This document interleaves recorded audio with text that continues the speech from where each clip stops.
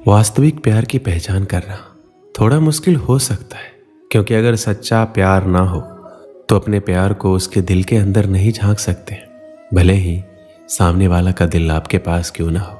जब प्यार झूठा हो तो उसके दिल में आपके लिए क्या चल रहा है आपको पता नहीं चलेगा। लेकिन ये नहीं है कि अभी सच्चा प्यार बाकी नहीं है, अभी भी सच्ची मोहब्बत है, बस पहचानने की जरूरत है। जिसे भी सच्ची मोहब्बत मिलती है उसकी जिंदगी गुलाब के फूलों की तरह महक जाती है और जिंदगी रंगों से भर जाती है।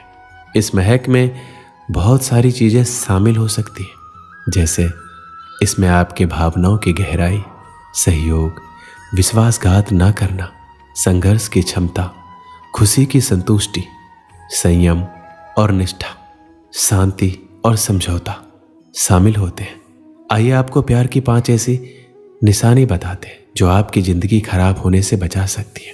जब कोई इंसान बिना किसी स्वार्थ के और बिना किसी अपेक्षा के किसी को दिल से अपना मानने लगता है, उसे चाहने लगता है, उसका हर सुख दुख में उसका साथ देता है, उसकी हर मुमकिन मदद करने को तैयार हो जाता है, उसे हमेशा खुश देखना चाहता है और जीवन के खराब से खराब परिस्थिति में भी उसका साथ देता है, उसी को सच्चा प्यार कहा जाता है। सच्चा प्यार आपके साथी को आपकी भावनाओं का महत्व होता है। वह आपकी सुनता है, समझता है, सम्मान करता है। वह आपकी खुशियों को समझता है, आपको क्या अच्छा लगता है, क्या बुरा लगता है। उन्हें एक दूसरे के साथ ज़्यादा समय देना चाहिए ताकि एक दूसरे को जान सके। प्यार ईश्वर का वरदान है, इसमें उसकी झलक नजर आती है। जिससे आप प्यार करते हैं तो उसको क्या अच्छा लगता है, क्या बुरा लगता है, ये पता होना आवश्यक है। जहाँ सच्चा प्यार होता है वहाँ समझौता करना होता है, कहीं ना कहीं बलिदान करना होता है।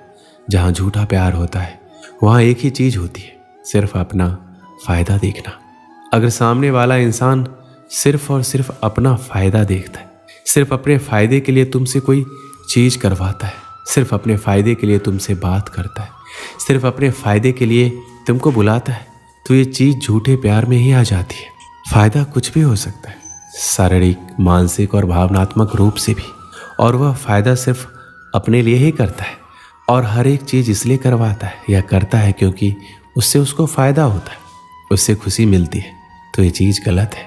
जैसे वह इंसान तुमसे तभी बात करता है जब वह फ्री रहता है, जब वह बोर होता है तभी आपसे बात करता है, और जब फ्री नहीं होता है तो आपसे बात नहीं करता है। वह तभी कॉल करता है जब उसको आपसे गलत तरीके से बात करनी होती है। जाहिर सी बात है कि ये झूठा प्यार है, लेकिन तुम इसलिए खुश हो जाते हो कि देखो उसने मुझे कॉल किया, मैसेज किया, और ये सोचना कि वह आपसे प्यार करता है आपकी बेवकूफ़ी है। जहाँ सच्चा प्यार होता है वहाँ हम सामने वाले की रिस्पेक्ट करते हैं। जहाँ प्यार है वहाँ रिस्पेक्ट होना ही चाहिए, और जहाँ रिस्पेक्ट होता है वहीं प्यार होता है। अगर दो लोग एक दूसरे से मोहब्बत करते हैं लेकिन एक दूसरे की रिस्पेक्ट नहीं करते तो वह प्यार नहीं है, चाहे तुम उसके लिए कुछ भी कर दो। लेकिन अगर रिस्पेक्ट नहीं करते हो तो ये बहुत ही बुरी चीज़ है। जहाँ पर सच्चाई रहेगी वहीं पर सच्चा प्यार भी होगा, जहाँ पर झूठ होगा वहाँ पर झूठा प्यार होगा। जहाँ पर सच्चा प्यार होगा वहाँ पर ज़्यादातर हम एक दूसरे से सच बोलते हैं। लेकिन आज के समय में तुम किसी भी इंसान से ये उम्मीद मत रखना कि वह पूरी तरह से सच बोल रहा है। कोई इंसान सच्चा नहीं है, झूठ हर एक इंसान बोलता है, लेकिन यह निर्भर करता है कि वह कितना बड़ा और कितना छोटा झूठ बोलता है। उस इंसान से दूर रहना जो छोटी छोटी बातों पर झूठ बोल देता है। अगर सामने वाला इंसान आपसे छोटी सी बात पर झूठ बोल देता है तो उससे एकदम दूर रहना और उसका साथ तुरंत छोड़ दो।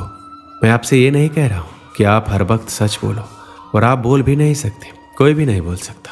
जो इंसान छोटी छोटी बात पर झूठ बोल रहा हो, आपको ऐसे लोगों से दूर रहना है। सच्चा प्यार आपकी खुद से भी ज़्यादा परवाह करता है और आपको अपनी ज़िंदगी में सबसे ज़्यादा इज्जत देता है। सच्चा प्यार करने वाले गलती होने पर एक दूसरे पे इल्ज़ाम नहीं देते। प्यार इस दुनिया का सबसे बेहतरीन एहसास है, और जब किसी इंसान को किसी से प्यार हो जाता है तो उसकी दुनिया ही बदल जाती है।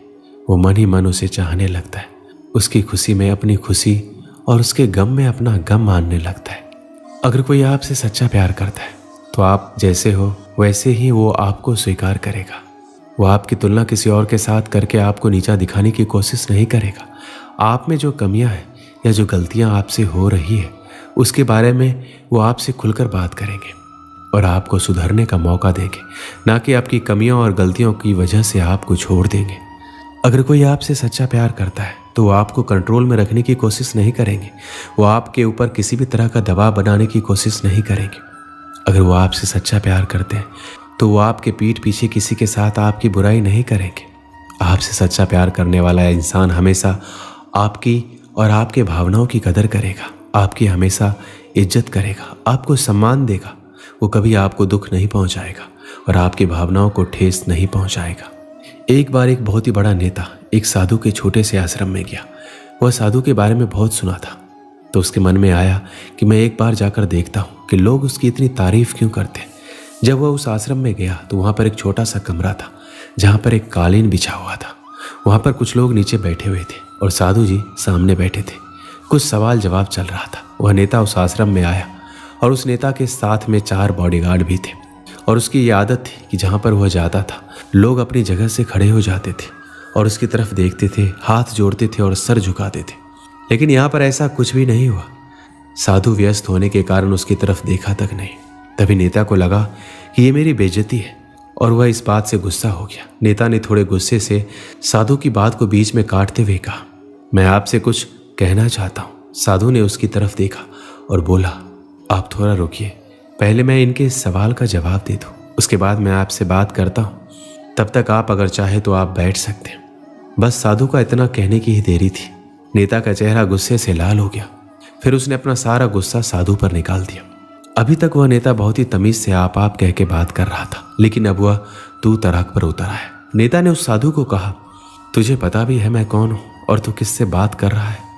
साधु ने उसकी तरफ देखा और कहा, मुझे कोई फर्क नहीं पड़ता कि आप कौन हैं, लेकिन आप जो कोई भी हैं, अगर आप चाहते हैं कि मैं आपके सवाल का जवाब दूं या आपसे बात करूं तो आपको कुछ देर रुकना होगा।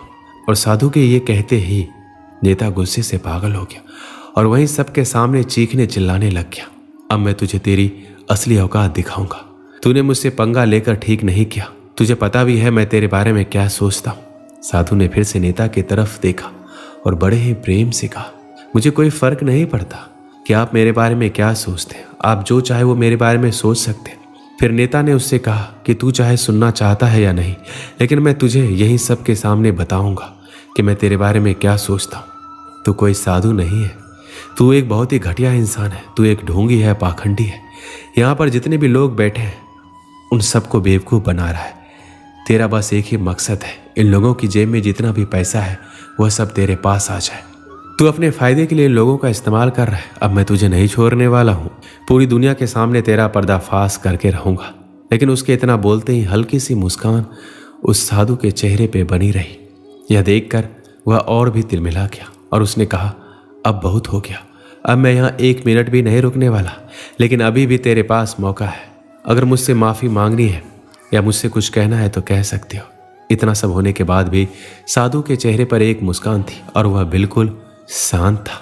फिर उन्होंने अपनी आंखें बंद की।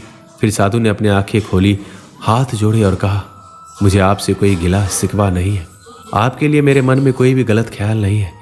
जो भी मेरे बारे में आपने कहा वह आपकी अपनी सोच थी, तो मुझे आप में कोई बुराई नज़र नहीं आती है। मुझे आप बहुत ही भले इंसान लग रहे हैं। साधु के इतना कहते ही नेताजी का दिमाग 7वें आसमान पर पहुंच गया। उसके चेहरे पर एक अजीब सी खुशी थी, क्योंकि साधु ने वही कहा जो बाकी सब लोग उस नेता को कहते हैं। वह खुशी खुशी उस आश्रम से अपने घर की तरफ चला गया और जाकर के अपने पिताजी के साथ बैठ गया। उसके पिताजी ध्यान में थे। उन्होंने पूरी जिंदगी सिर्फ लोगों की सेवा की और बदले में कुछ भी उम्मीद नहीं किया। थोड़ी देर बाद जब उन्होंने आंखें खोली तो देखा अपने बेटे को अपने साथ बैठे हुए। उनके बेटे के चेहरे पर एक अजीब सी खुशी थी जो आज से पहले उन्होंने कभी नहीं देखी थी। फिर उसने एक एक करके सब कुछ बताया कि आज क्या हुआ, किस तरह वह आश्रम गया और वहाँ पे क्या हुआ, उसने क्या कहा और साधु ने क्या कहा। तब उसके पिताजी ने पूरी बात सुनी, थोड़ा सा मुस्कुराए और अपने बेटे की तरफ देखकर बोले, उन्होंने तुम्हारी तारीफ नहीं की, क्योंकि उन्होंने वह नहीं कहा जो तुम हो, उन्होंने वह कहा जो वह खुद है, और तुमने जो कुछ भी कहा वह तुम खुद हो, ना कि वह है। यही बात वेदों में भी कही गई है, यथा दृष्टि तथा सृष्टि। ये दुनिया तुम्हें वैसी नहीं दिखती जैसी ये दुनिया है, ये दुनिया वैसी दिखती है जैसे तुम खुद हो। जिसकी नज़र जैसी है उसके लिए यह दुनिया वैसी ही है। अगर तुम अपनी दुनिया को बदलना चाहते हो तो उसका सिर्फ एक ही तरीका है, अपनी नज़र को बदलो, तभी इस दुनिया को तुम सही तरीके से देख पाओगे।